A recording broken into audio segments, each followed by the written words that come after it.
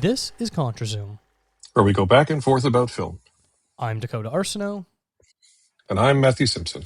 On today's episode, we're going to recap the 2026 Canadian Screen Awards, talking about the big winners, our favorite films, and any snubs we are angry about. While I'm sure people would love to hear us gush about Heated Rivalry's record-setting week where they won 16 statues, besting BlackBerry's old record of 13, but this is strictly a movie podcast, so you'll unfortunately have to go elsewhere for that conversation. Thank you for joining me today, Matthew. How are you doing today? I'm okay. I feel like I haven't been here since the last time we talked about the CSAs, which is interesting. But yeah, things are pretty good. How are you? I'm also doing okay. I agree. Yes, we did do an episode a few months ago. I'm trying to remember exactly when that was, where we talked about the nominations once they came out with Jeff as well. So the three of us kind of talked about movies that we were surprised about, where they got nominations, what movies got nominations, what movies got the most nominations, all that sort of fun stuff. So if you haven't checked that out, definitely go listen to that. We do also highlight a lot of the films where we're going to kind of briefly touch on and not necessarily give reviews, but recommendations about why we enjoyed those films. So if you hear us talking about some of these films and you're wondering, is there any more discussion about them and you want to learn more about them, definitely go and check that episode out because it was a great conversation. Yeah, it really was, actually. I really enjoyed that one. And if you're listening, I miss you today because I feel like you'd have a lot to say about these winners and not winners. Jeff is sadly away on vacation, and he offered to send in something either before the show aired, giving his predictions, or after it was broadcast, and it just kind of seemed a little too complicated. So unfortunately, I believe Jeff is just going to be a listener for this episode and not an active participant. But you know what? Maybe he will still send something in, or we'll talk about it next time he comes on the show. I'm sure we'll talk about it next time he's on the show. Yes, precisely. You did mention before we start recording, we do want to give a very brief shout out, on the TV side of things. It was basically completely dominated by two shows, Heated Rivalry and North of North. They won basically everything. And there's, I think, close to 100 awards that were handed out on the TV side of things. And they basically won 50 awards each. Yeah. It's wild. There's a few notable exceptions to that, like the Who Killed the Montreal Expos won Best History Documentary Program, it's a pretty great show if you haven't seen it. And there was the other one. There was one other one. Super Team Canada for Crave won Best Animation Program, which I thought was great. But yeah, other than that, it's basically the Heated Rivalry North of North show, which honestly deserved. Both of those shows are great. I like Wild Cards, I like Plan B, I like Saint Pierre, but Heated Rivalry, North and North, those are the two shows. Those are the two big Canadian shows right now. And I kind of wish that North and North was as big as Heated Rivalry because it is very sweet and very great. Yeah. I know you don't watch TV, but you should watch that show. It's delightful. I know friend of the show, Alex Southey, is a massive fan of that show. So yeah, you're not the first person to tell me that. It's not really. It's just wonderful. Yeah. I'm more of a movie guy, as you definitely know. I just unfortunately don't usually have time to watch TV. I haven't even watched Heated Rivalry yet. So please, dear listeners, feel free to shame me for that if you wish. I mean, if it makes you feel worse, my wife and I finally watched it a week ago. We're way behind, so we finally watched the whole thing a week ago. And I haven't had time, but my wife has rewatched it at least 3 times in that week. Wow. So, yeah, it's a good show. It's very horny, and it's a good show. Nice. Good to hear. But, I feel like this conversation where Heated Rivalry and North of North took home basically all awards kind of continues over on to the movie side of things, where two movies won basically all of the awards. Let me count. 1, 2, 3, 4, 5, 6. There were 7 feature-length films that won all the awards, and only 3 got more than 1 award. We have 40 Acres, which won 9 awards, including Best Director, and Nirvana, the band, the show, the movie, which won 5 awards, including Best Picture. Other than that, we've got Honey Bunch with 3 wins, and then the other 4 films that only got 1 was Sweet Angel Baby, Outstanding, At the Place of Ghosts, and Mile End Kicks. And sort of much like the same issue that's plaguing the Oscars, it really kind of feels like voters are only watching a couple things and deciding to vote for that movie for every category it's nominated for, which is kind of frustrating.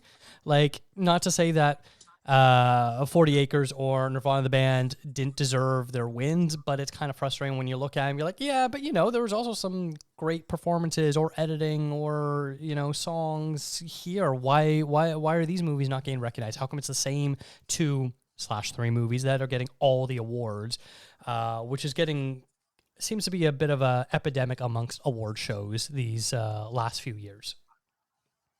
I mean, I think it's probably also a combination of factors. Like, I'm not disagreeing with you, just to be perfectly clear. Like, I think it's, like I said before we started recording, even that, like, the two films that won all these awards are very deserving of all of these awards. But the resulting of the show is that it was maybe way less interesting than it could have been. Um, and I think it's a combination of factors. First off, what you're talking about, people just don't see too much stuff. Like, voters don't see as much stuff. And I'm sure you're aware, but like basically anyone can join the Canadian Academy if you're willing to pay. So that's a thing.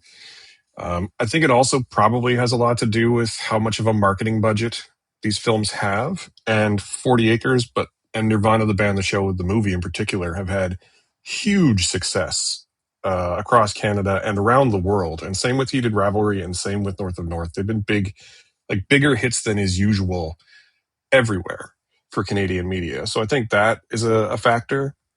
And then there's also just the factor that, like, some of these movies had big wide releases or big long releases as well that worked in their favor. Like, I saw 40 Acres at VIFF 2024, which is, a year and a half ago. And some of these other films came out like within the last 6 months. So like, there's just been, it might just be a matter of like, not only what they've seen, but what they've had access to. Because I don't think that Wrong Husband, although I think that probably should have won something, had the release that 40 Acres had, or had the release that Nirvana, the band, the show, the movie had, and was never going to, even though it's probably a more important movie. Well, not more important. I don't know. That's the wrong way to put it. But you know what I'm trying to say, right? Like, Yeah. there's a matter of scale in terms of like not just production budget, but like marketing and release budget. Yeah, and it's definitely a bit of an issue I find exaggerated at the Canadian Screen Awards, where it kind of seems like every year the voters really do rally around one or two. Like, it really does seem like every year I'm reading the headline of, oh, and this movie just broke the record for the most nominations, and now this movie now has broken the record for the most wins. Like, it seems to happen almost every year, which is a real big problem. And you were sort of highlighting the marketing aspects. Some of it is just, general release problems. Like, I know we've talked about this on other episodes talking about Canadian films.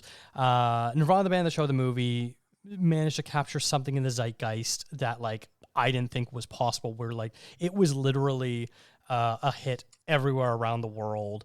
Like, I was seeing photos on social media of them posting like events happening where they made up mock versions of the Rivoli sign in Toronto. I've been to the Rivoli. It's hilarious how famous it's getting because of all the success that this show and now movie has gotten it. But like, this is a very run-of-the-mill, small-time club that anyone can get an open mic sort of slot at. I've seen plenty of friends play shows there, so I find it personally hilarious.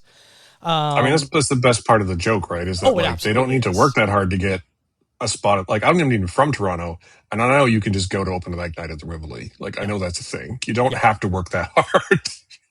Yeah, that's definitely a part of the joke. One that I think a lot of people probably don't get, but it is part of the joke. Maybe if you watch the show, I haven't seen the show, so I don't know how it compares, but it's not exactly addressed in the movie. But yeah, a lot of these films, if you don't catch it at a festival, they'll all usually play the festival circuit. And, if it's playing at VIFF, it'll play the other maybe more regional festivals in our area, things like that. Or if you're lucky, it will get 1 week, exactly 1 week of theatrical distribution, usually in a roadshow type format where, every weekend for 2 months it's playing in a different major city. And that's where, all the press happens for them. So it kind of extends it, but really it's only in your neighborhood for a week. Or if you want to watch a French film, you're SOL. Because Yeah, pretty much. even when it comes on to places like Crave, it often does not come with English subtitles, which is incredibly frustrating.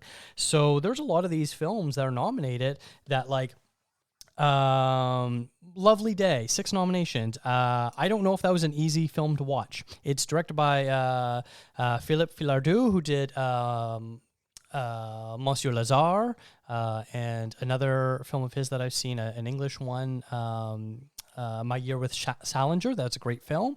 And I Oh don't know yeah, if, that is a good film. yeah, I don't know if that With movie a was available to with a watch. young Margaret Qualley, Hmm. uh, And Sigourney Weaver. which yeah, I saw that at a film like at VIFF like 2 3 years ago, I guess now. Oh, Like, I think yeah, it's it's a more good like movie. 5 or 6. It was a while ago. Yeah, that's yeah. Time is a construct. It is, yeah. Um, I think the other thing that we're sort of coming down to as well, and I sound like we're to me it sounds like we're being a little means the wrong word, but like critical about this. And I don't think it's unwarranted, but like because I do just want to celebrate the wins. But like the other thing I always find is that every year there's something great that played at a festival that then gets nominated for something that then doesn't go into general release until around the time of the show Mm. or even after. Um, like what? Wow, the one that did that this year totally just slipped out of my brain. Blue Um, Heron? but Blue Heron's like just out, Yeah. like in the last like 2 weeks, right? Hmm. And there's another one. It's not nominated for anything this year, but like Little Lorraine seems like it would have been nominated for something, except for that it just came out. Two years ago it was The King Tide. The King Tide's a great movie, Oh my like God, so good. really, like really great. It went into general release the week after the Canadian Screen Awards. So like we definitely like I don't know if it's a matter of tweaking the like eligibility period or if it's a matter of tweaking like just how much money we put into releasing films. And I feel like I'm this is not going to meant to like plug myself exactly, but I did an interview with Colm a couple weeks ago. You may have read it. I don't know if you have, but I asked him. It was about National Canadian Film Day, and I was like, "How do we like? What do we do? Like in Quebec, things seem to do well, and in the rest of Canada, like we don't have that sort of like regional showing up." And he's like, "We don't have like the success levels that they do in Quebec." And he was like, "Yeah, that's because they show up." And I feel like we need to get people showing up at Canadian film to really rectify this problem. And I don't know how to make that happen anymore. Yeah. And that's for a guy who like started a Canadian film site whose then life blew up and hasn't posted anything for 3 weeks. Um, you know, I don't know what to do other than just like talk about it. So I'm glad we're here talking about it. I just really want things to be. I want us to have more pride in our film. Like even people I know are just like, oh, Canadian film is bad. And I'm like, you don't even realize that you like Canadian film because you don't realize they're Canadian. Because if they say they're Canadian, then you go, oh, Canadian film. And it's just not the case. We make so many good movies every year, Like, we just need to actually show up for them. And I find it very frustrating. Yeah, I feel like the people that say I don't like Canadian film don't watch a lot of movies in general, because anyone that watches a lot of movies, the people in our sort of sphere, not necessarily us who have podcasts or review things, but I just mean people in general who like are big movie lovers, aren't turned off by something being Canadian like non-movie watchers are. I don't even think it's that because I definitely know people who watch a lot of movies. I think they just have a very sort of specific idea in their head about what a Canadian movie is or will look like or will sound like Mm. in terms of like budget and performance and all of that stuff. And they're just not interested in a world where they can also look at something that is as slick as something that's on like Disney Plus, Like we're never going to have the budget. And I do think in order to be a Canadian film fan, you do have to be sort of a fan of like smaller films and maybe a little bit shakier production. You have to be a little more forgiving in certain aspects. And I just feel like there's a lot of people who don't want to do that. Yeah, that's fair. And I feel like this is a huge downer we should get away from because I'm feel a bit rambling about it. Sure. Because Let's because we do have so many great films to talk about, and I kind of can't wait to talk about them. Yeah, let's specifically talk about the big winners. So 40 Acres, as I said, did win the most awards with 9, and the ones that won were Best Director for R.T. Thorne, Best Original Screenplay, Best Art Direction / Production Design, Best Cinematography, Best Sound Editing, Best Original Score, Best Casting in a Film, Stunt Coordination, and the John Dunning Award for Best First Feature. This is, I know we want to talk about being more positive, but I'm not going to be fully positive on this film winning as much as it did. I love the concept of this film. I think it's a great idea. It's this post-apocalyptic film where we see this family that is trying to survive, and with military-grade precision, they are doing their best to survive. They have a thriving farm. This is a mixed family of a black mother and indigenous father, and I believe all of their kids are theirs together, but I think there's a little, maybe a side story of one of the kids is just hers. I can't remember exactly. And so it's got this great concept, which a lot of sci-fi films do. And there's this idea of, well, there might be cannibals or zombies or something. It kind of takes a while to really learn what the mystery is, what the predators are in this film. Unfortunately, a lot of these grand ideas kind of fell a little flat for me. Yeah, I mean, I don't think you're alone in that. I like the movie. I It's not my favorite movie on the docket by any stretch. I respect it. I really love the idea. I think that it does a lot with little. I think that any film that has Michael Greyeyes and Daniel Deadwyler can't be all bad. Um, but yeah, not wouldn't have been my pick. Let's put it that way. Yeah, like I don't have an issue with several of these awards. You know, I really did like the art direction, production design. The cinematography was quite good. Even the score and the editing, I have no problem. The casting, I thought that this family did a great job of portraying that. My biggest issues really did come from the screenplay, and my other biggest issues are it was up against some top tier films that I think should have beat out this film. Like, this is a solid 3 out of 5 star film for me. This is not a bad film at all, and I really do hope people do check it out because of this extra publicity it's getting. But, like, we're going to get to it. How the hell did Blue Heron go home empty-handed? I mean, I can answer that. They just didn't have the marketing push, Yeah, right? exactly. Like that it's also like a very specific film.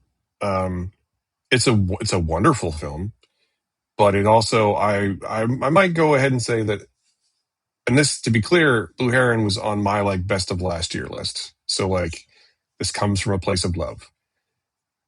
Its appeal may be slightly too specific to win an award like this. Yeah, Do you know what I mean? Like, it's perhaps a little, again, deeply emotionally affecting for me. Wonderfully performed, beautifully conceived, directed, shot, and perhaps just a little too art house to win an award so broad, you know? And yeah, at the end of the day, maybe it's the biggest winner of all because it's been picked up by Janus Films and the Criterion Network. So, like, maybe it's the bigger winner of all of them in that regard, because it's definitely going to get put in front of an audience that will appreciate it. But you're right. Like, how did it win nothing? Like, how did it? I don't get. If nothing else, it feels like it maybe should have won screenplay. You know, like it's.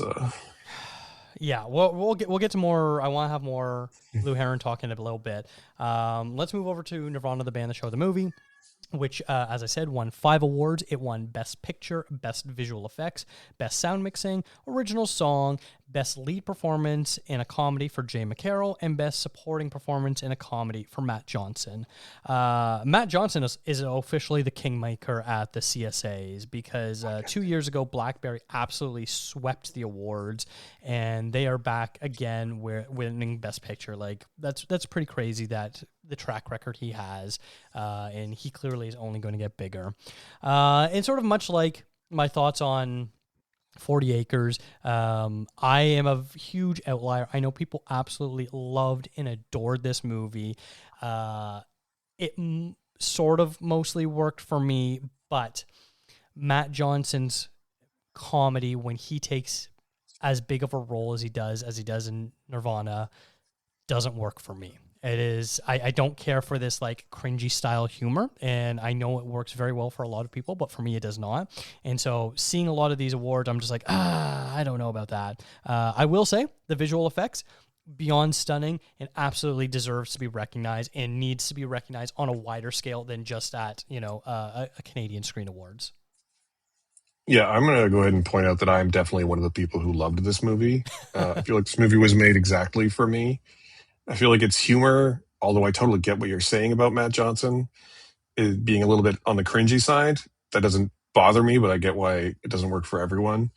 But it's also like just the right amount of stupid for me too. Like it's just the right amount of, I think it's not stupid, but like self-aware and dumb. Like there's a scene in this movie that I love when they figure out that they've time traveled and minor spoilers, but he figures out that it's because he's spilled a drink on his fake time machine that made it work. And he looks right at the camera and goes, "No, that's too dumb, right? Like that's just too dumb for like just like reading the screenplay notes." And I love that shit. Like I love it so much. And at the end of the day, like I like that it's a very silly movie about time travel, and it's also a very heartfelt film about like friendship and the things that how we grow up together and how we rely on each other. So I'm totally happy with this winning basically all of the awards that it did. Um, yeah, that's what I got. I'm pretty happy with all of its wins, but in particular, I would say that like Jay McCarroll as best lead performance, great win, and also the Alphabet Song as best song, great win. Mm. I do think that Jay McCarroll was very deserving. I actually think this should have won Best Cinematography probably over 40 Acres if they weren't going to give it to something like Blue Heron. But I guess that's just me. But yeah, I love the visual effects in this, especially the CN Tower jump. They did a great job with that, especially the basically the Both of them, both yeah. CN Tower jumps. Yeah, the DeLorean, knockoff sequence that they do where the bus has to reach a certain speed and then it like bursts into flame and the flame marks are still on the tire, sort of thing. That's exactly from Back to the Future. Great job with all of that. Oh yeah, like it's.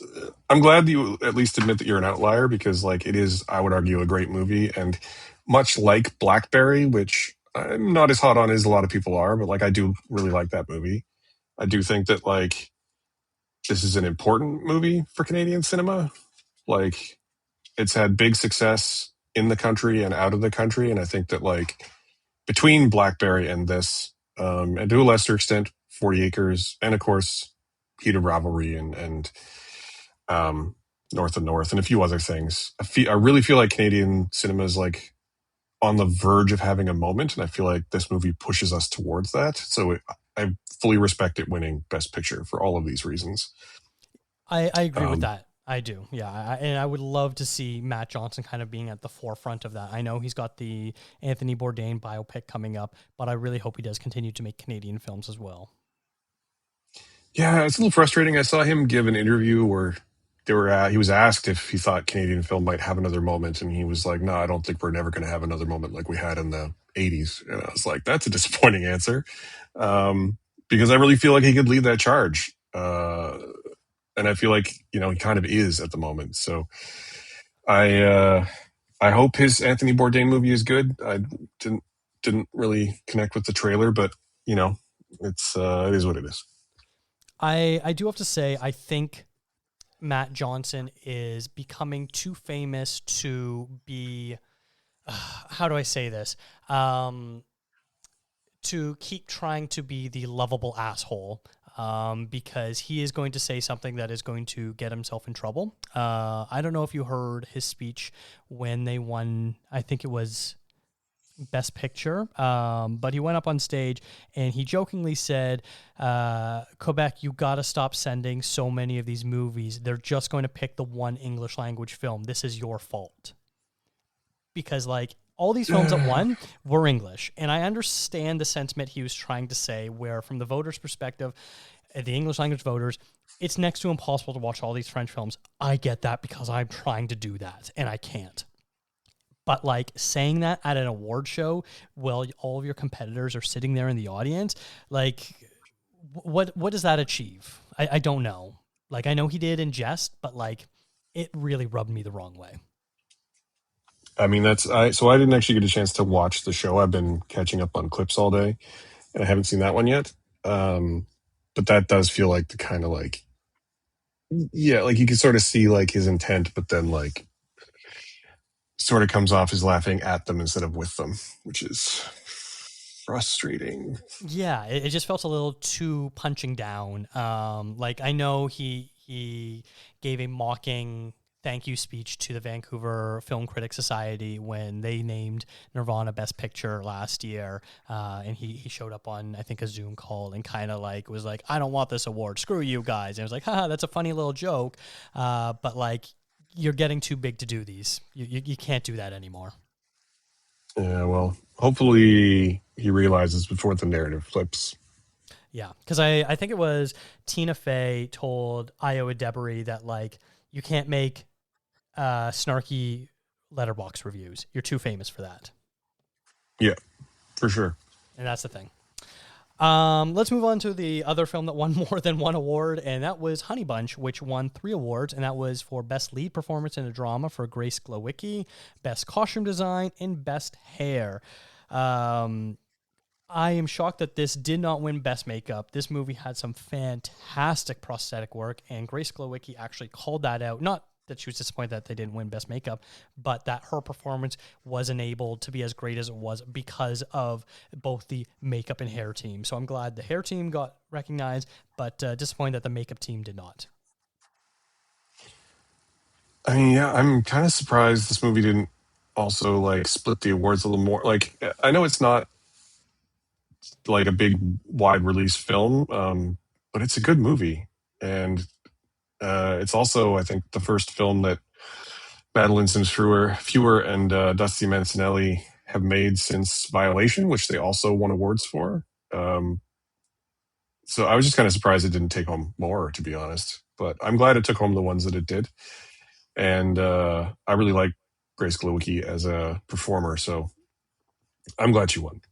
Yeah, this is a very, very weird movie about a woman who gets brought to some sort of hospice care because she's having memory issues and her husband is there. And it kind of seems like it takes place in maybe the 70s. It's really nondescript when it takes place. And she starts uncovering weird things about the hospice. It's not quite a horror film, but it definitely borrows a lot of horror elements in sort of a genre-y style. And it's a type of film that it feels very Canadian, and I mean that in a very complimentary way of like mashing up science fiction, fantasy, horror, drama, uncomfortable comedy, all that sort of stuff that I think the best Cronenberg films kind of offered, and all of the sort of like students of Cronenberg have sort of followed. If you like David Cronenberg stuff, you'll probably like Honey Bunch. I mean, it's also got Kate Dickie and Julian Richings in it, who are like two of the four faces on the like Mount Rushmore of weird intensity actors, you know. Yeah, and Jason Isaacs, who's always great in everything he's into. Yeah, he gives 100% to everything, maybe especially Yeah, when it's weird. So like, yeah. yeah, the cast of this movie is insane. Hmm. Um, and again, like I feel like this movie had a fairly limited release window, and then it was on Crave, and Crave is expensive, and I feel like there's an opportunity here that we're all missing. You know what I mean? Like, I don't want to relitigate what we talked about at the beginning, but like if you don't have Crave, you're just going to miss a lot of these movies. It's kind of a shame. Yeah, that's true. Especially a movie like this, where if you're not really familiar, the log line and the poster doesn't really kind of tell you what this movie is. So it's kind of a hard one to be like, oh, let's watch this Honey Bunch film. So yeah, it's going to be one that I think a lot of people are going to skip over without even realizing that they're skipping over a hidden gem. Yeah, exactly. And then of all the other movies that got one award, the only one that I've seen of the five of them is Mile End Kicks. I just watched it a few nights ago. I absolutely loved it. This is such a Dakota movie about a Toronto music journalist who goes to Montreal to write a book about Alanis Morissette back in the early 2000s. I think it takes place in 2011. And she ends up falling in love with two members of the same band, same indie rock band. So it was very much a Dakota movie. That was what I was like in 2011.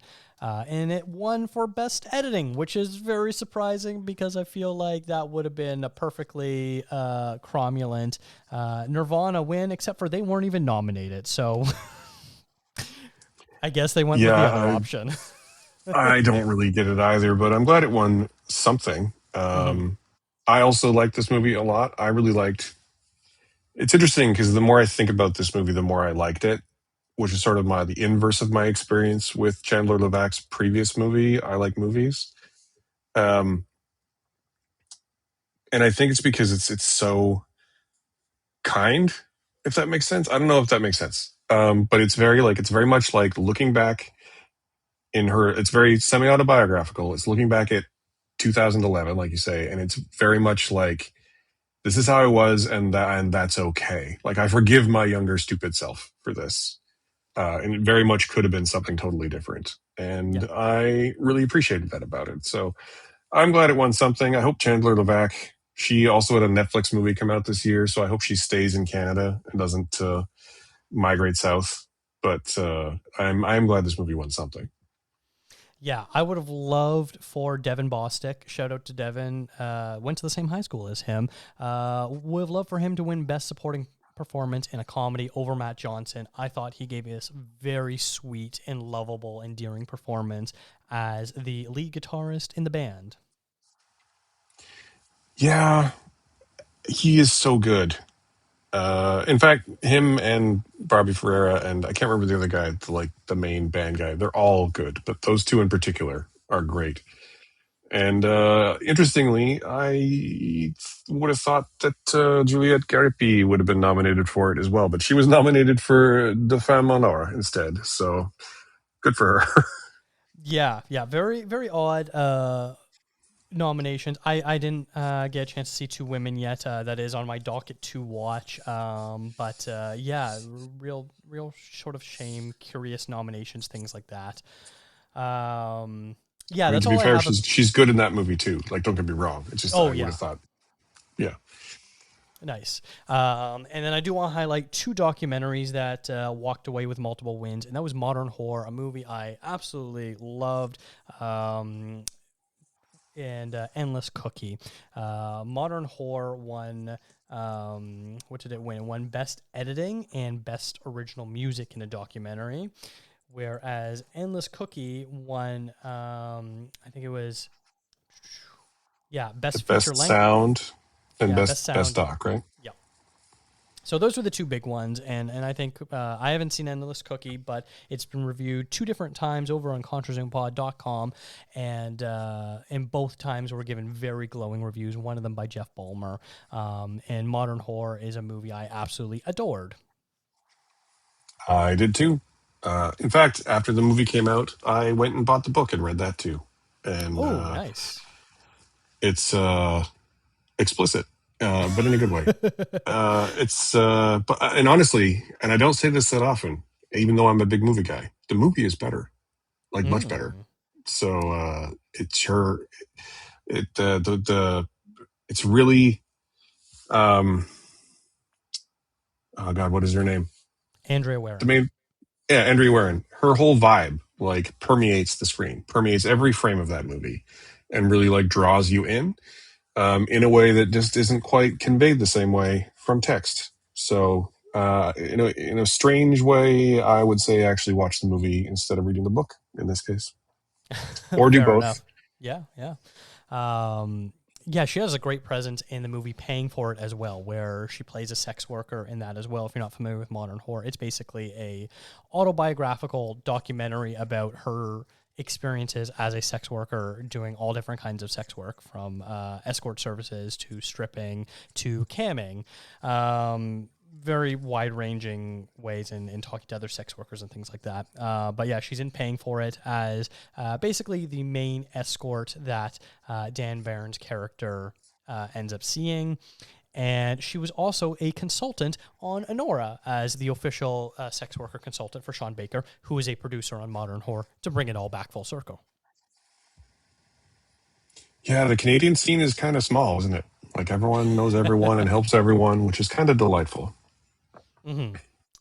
Absolutely. All right. Well, let's kind of talk on some of these movies that went home empty-handed. So I've just pulled a couple of them. These are not all of the movies. It's not a comprehensive list. There are a bunch of movies that didn't win anything. But here are some of the more prominent films and higher profile ones, and ones that got a lot of nominations that ended up winning nothing. So we have the French film Follies, which had 8 nominations. Blue Heron had 7 nominations. Lovely Day had 6. Death Stalker had 5. Two Women had 5. Wrong Husband had 4. Whistle had 4. And The Things You Kill had 3. I'll shout out first Follies, an absolutely terrific French-Canadian film about a couple who are experiencing a bit of a rut in their marriage, and so they decide they want to try having an open marriage, and it kind of has disastrous result until they find out what they're looking for and how to redefine their marriage. It is very funny. It is very sad at points. It's pretty horny. And I think does a great job of really exploring different ways you can embrace your own sexuality and be a better partner for yourself and your married spouse. It's a delight. If anyone hasn't seen that, I highly recommend checking it out. I saw it in theaters at the VIF Center, and it was great. I'm not too sure if it's streaming on Crave or somewhere else, but yeah, I highly recommend Follies. I can tell you in just one second that Follies is available to buy or rent on Apple TV, but it is not streaming anywhere yet. Yeah. I have not seen it. It's been on the top, near the top of my list for a while, though, because of everything you said. Everyone I know who's seen it says that it's wonderful, and again, I haven't seen it myself, so I can't fully judge it. But again, like I'm not really angry at the awards that got won, but I always prefer when it's a little more diverse. You know, when Mhm. there's more love spread around. So I kind of wish that was the case. Yeah. Second I up, would like to quickly highlight that, like, it's wild to me that Deathstalker got so many nominations. Not because it's bad, but because of a kind of like Blue Heron, although in a totally different way, that it is so specific and so weird. And, you know, have you seen Deathstalker? You I have, did. right? Yeah, I saw it at VIF. Yeah. I mean, it's kind of wonderful in its own very specific, we're trying to make a low budget 80s Conan knockoff kind of way. But that is not a movie that I would expect to have. What does it have? 6 nominations? 7? Like, it's got so 6 many. nominations. Yeah, yeah.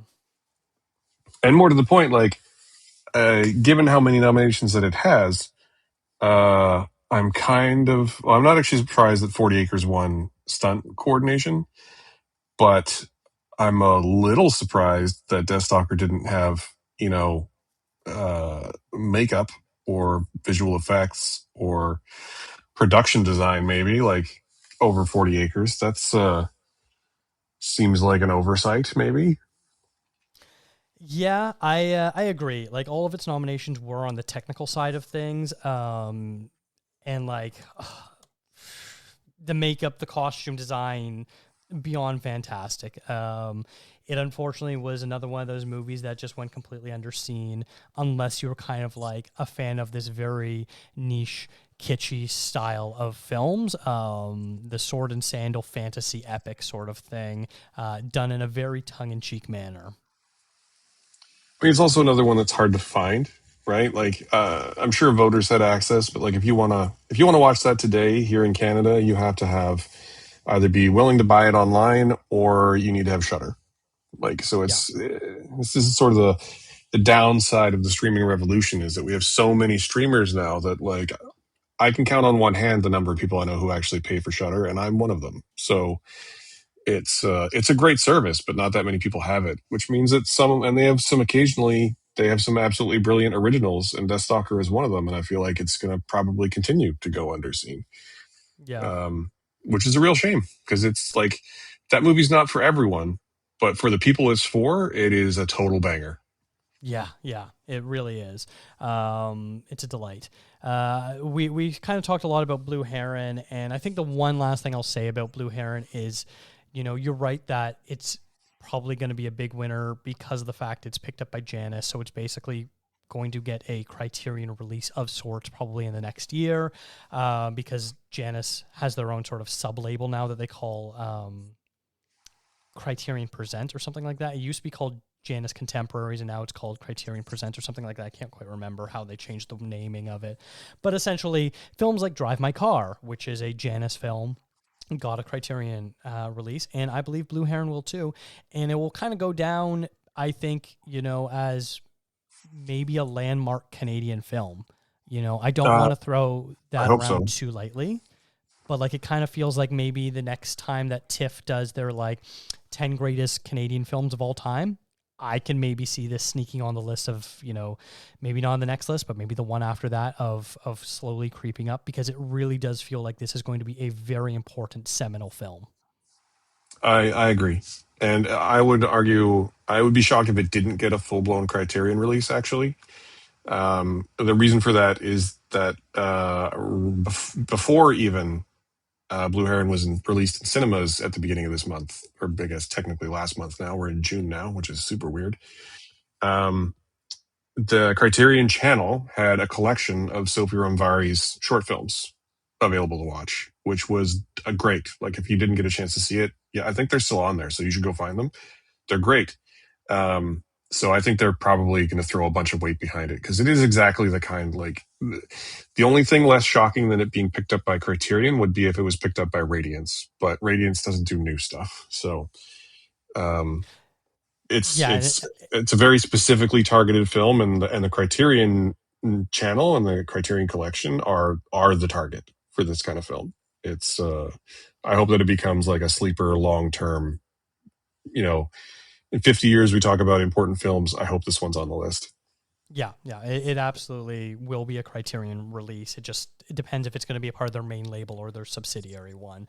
But yeah, you're absolutely right, and it really should have won the best first feature film award. Like that's the big shock for me, is that it didn't win that. Yeah, I mean, RT Thorne is having a year though, right? Like not only 40 Acres, big successful release. Well, big successful release for Canada. A little bit of traction south of the border. The TV show that he helped create and direct, Hate the Player, has also been reasonably successful so far on Paramount Plus, both on our side and south of the border. So I just feel like the other thing with these award shows is always momentum, and that dude has some momentum. Mm-hmm. Uh, you know, so I don't. I don't think that there was any bad choices in the best first feature category. I also, again, Blue Heron, one of my favorite films of last year.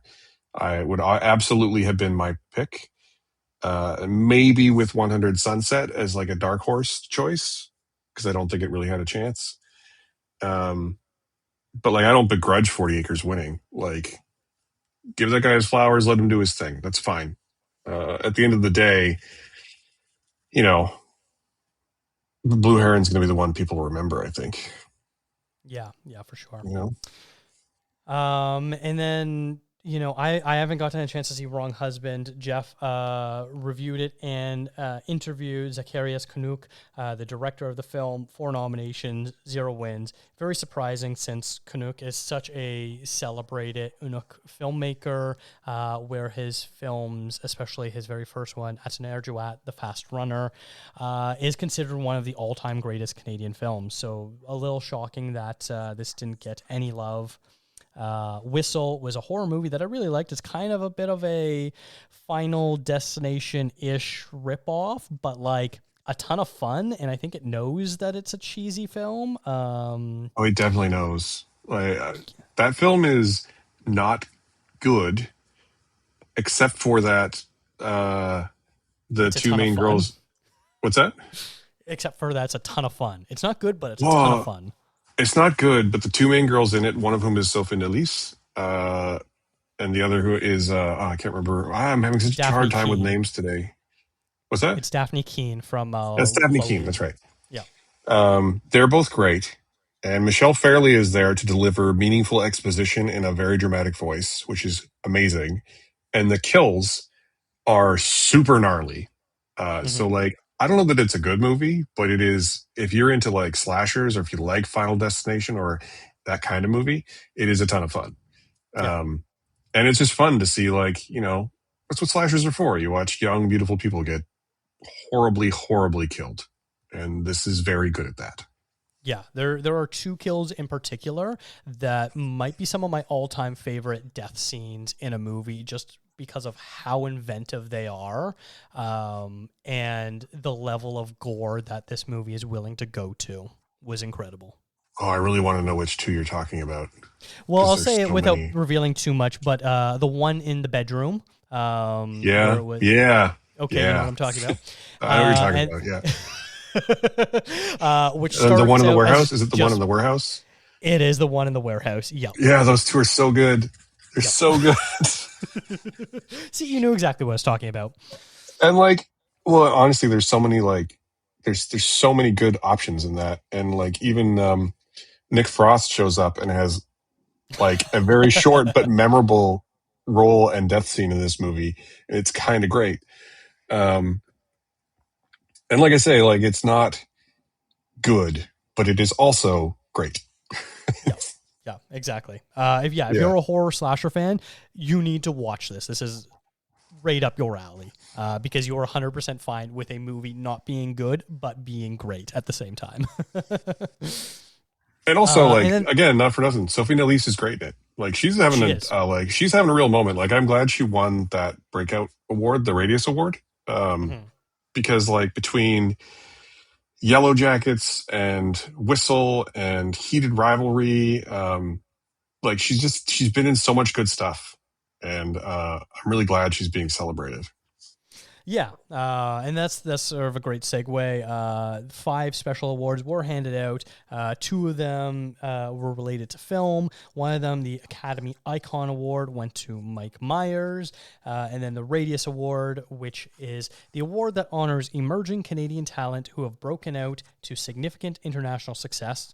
Where some of the past winners include Simu Liu, Dan Levy, and Manny Jacinto. Sophie Nélisse joined that very esteemed group of company. So two very deserving people won awards. And she took home two because she won for Heated She Rivalry actually, as well. yeah, supporting performance, yeah. Yeah, she's having a really great time, and I'm glad you love to see it because she is Hmm. actually she's really good. She's really compelling to watch. So I'm pretty happy for her. And then I think one sort of last big note that I have that we didn't mention off the top here, something new, because normally the CSAs are only broadcast on the CBC and on CBC Gem. This year, 6 different platforms hosted the show, which is nothing but a good thing in terms of outreach. I believe it aired on CBC, CBC Gem, Global, City TV, CTV, and then I think a French network as well. I can't remember which one. So it broadcast on CBC, CTV, and Global, Okay. which also includes NTV, which is the like not French but like Newfoundland channel, Oh yeah, yeah, um, yeah, yeah.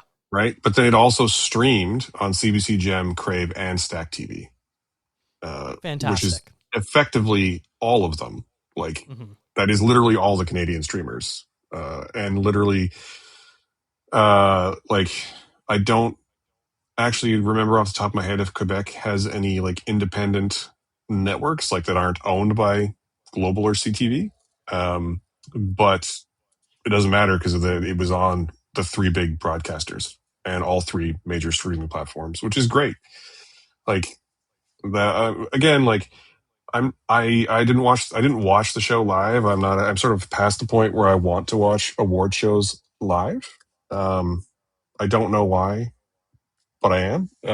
But I am so glad that it's out there, and I'm glad that we're taking it seriously. I think this is the biggest thing for me of this whole thing is not even who won and who lost, but like it feels like, and there's a lot of like geopolitical reasons for this, I'm sure, but also just our stuff is good and people are waking up to that. That like the show has been a much bigger deal every year for the past 3 to 5 years, and Hmm. I'm really glad to see that profile rising. Because yeah, we make good movies every year, man. Like I'm so happy to see people recognizing and celebrating that. Yeah, for sure. I hope that this maybe cause some people, people that still have cable that goes, what's this thing that was on all these channels? All right, I guess I'll turn it on, and checked it out because I think they did a great job of bringing in as much A-list talent as they could. From films that were nominated and people that had associations with the different films from this past year or in general. Like we got a very touching tribute from Eugene Levy about Catherine O'Hara, who now joins the top of my list along with Philip Seymour Hoffman. That anytime I see her face, I just burst into tears, and was a very moving in memoriam for her. That was a great speech. Yeah. Um, I really really appreciated how from the heart he spoke about her, which makes sense. They've been known and working together for 50 plus years, so he was the natural choice. Um, but yeah, it's a great. If you haven't seen it, that clip is all over the socials right now. If you're looking at either the Canadian Academy or CBC, especially, and it's a great speech. You should totally watch it. If you don't watch anything else, watch that speech. Yes, I agree. But yeah, I think for me, that's all I kind of have to say about the ceremony. I don't know if you have anything else you want to highlight. No, I mean, I think that it was a totally fine show, and I'm basically happy with all the winners. I think that I kind of wish it was spread around a little more. But honestly, seeing Jacob Tierney win Best Drama Series, seeing Hudson Williams get up for Heated Rivalry and point out, like, I think he actually literally says, like, if I could split this award down the middle, I'd give the other half to Connor Story, who Hmm. is, not eligible. Um, uh, I think TV might have had a bigger year than Canadian film, which is fine. Hmm. Uh, I'm just glad that we're celebrating it all. I'm glad that it's a big deal. I'm glad that all of this is happening and people are seeing it. And I just hope it continues to grow. I hope that, like I said before, it feels like Canadian cinema and media in general is on the precipice of having a moment. And I hope that we get there. Yeah, absolutely. Matthews, thank you so much for joining me today. What a terrific conversation. I always enjoy talking Canadian movies with someone who loves them and appreciates them as much as I do. So thank you. I mean, I'm glad that there's at least two of us. Uh, Three, if you include Jeff. yeah. No, I enjoyed as well. I love being on the show, and I love when we get a chance to talk about hometown stuff. Even though our hometown is 5,000 miles across, Hmm. it's Very great. true. Where can people find more of your work if they want to follow you? At the moment, it's been a little bit slow for me, but at the moment, the easiest way to find me is just on the socials. I'm primarily on Instagram and Threads at SmatthewAF. You can also find my personal portfolio site at stretch.ca and my Canadian focused movie website, northernreel.ca, which I promise will get back on track soon. Yeah, Northern Real, terrific website. I love that you have this. And you just posted a full review for me of Best Boy. I had done a capsule review of it during the Canadian Film Fest, but now that it has come out theatrically, there is a full length review on the website. Yeah, and it's one that I have missed like three different times for three different reasons, and I am very much looking forward to finally catching it. You absolutely should. Also, one last shout out. I didn't mention this earlier, but Blue Heron was actually our critics group, the Cascadia Film and Television Critics Association's best Cascadian film winner last year. We were ahead of the curve. We knew this was going to be a massive cultural hit, and you're goddamn right that it is. So huge shout out to us. I want to pat myself on the back for that. Yeah, we have excellent taste, and we're modest too. So we really are. I'm going to link to all of Matthew's socials and where you can find him in the show notes, along with reviews for some of the movies that we talked about today that could be found over on ContraZoomPod.com.